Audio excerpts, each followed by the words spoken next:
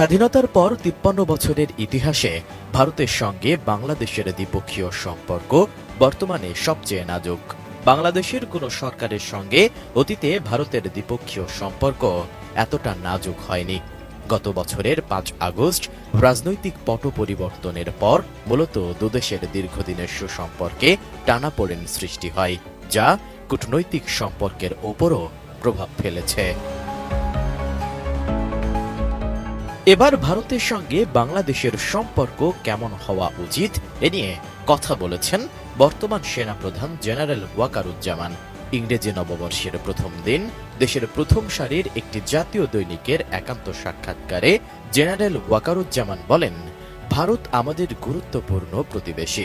আমরা অনেক দিক থেকে ভারতের ওপর নির্ভরশীল, আবার ভারতও আমাদের কাছ থেকে সুবিধা পাচ্ছে।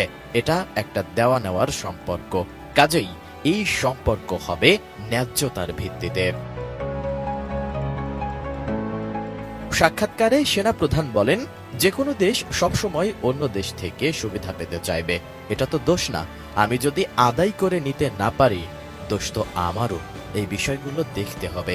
আমাদের ন্যায্যতার ভিত্তিতে সুসম্পর্ক বজায় রেখে চলতে হবে। জনগণ যেন কোনোভাবেই মনে না করে ভারত বাংলাদেশের ওপর কর্তৃত্ব করছে, যা আমাদের স্বার্থের পরিপন্থী।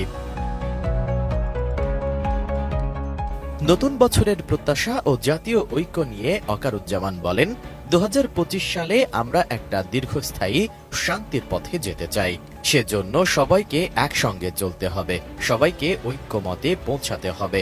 আমাদের মধ্যে মতপার্থক্য থাকতে পারে, কিন্তু জাতীয় স্বার্থে ঐক্যমত জরুরি। তাহলেই গণতন্ত্র স্থায়ী হবে। আমরা শান্তিপূর্ণ পরিবেশ চাই।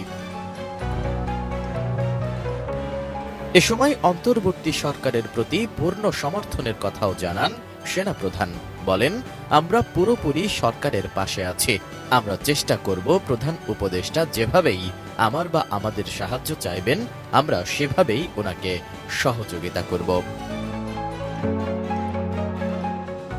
এছাড়া একান্ত ওই সাক্ষাৎকারে গণ অভ্যুত্থান পরবর্তী সময়ের শান্তি শৃঙ্খলা রক্ষায় সেনাবাহিনীর ভূমিকা, অন্তর্বর্তী সরকারকে সেনাবাহিনীর সমর্থন, নতুন রাজনৈতিক সংস্কৃতি তৈরি, প্রতিবেশী দেশগুলোর সঙ্গে সম্পর্ক, সংবিধান সংস্কারের মাধ্যমে রাষ্ট্রপ্রধান ও সরকার প্রধানের ক্ষমতার ভারসাম্য সহ বেশ কিছু বিষয় নিয়ে ভাবনার কথা তুলে ধরেন সেনাপ্রধান।